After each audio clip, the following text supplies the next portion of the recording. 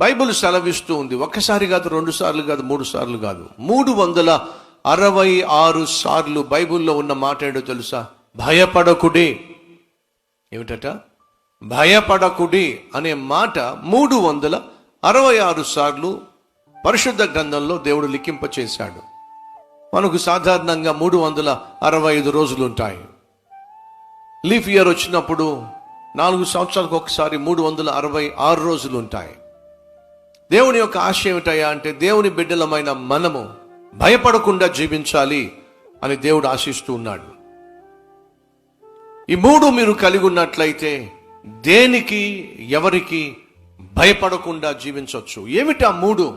మొదటిగా నువ్వు కలిగి ఉండవలసింది ధైర్యం. ధైర్యాన్ని నువ్వు కలిగి ఉండాలి. రెండవదిగా నువ్వు కలిగి ఉండవలసింది జ్ఞానం.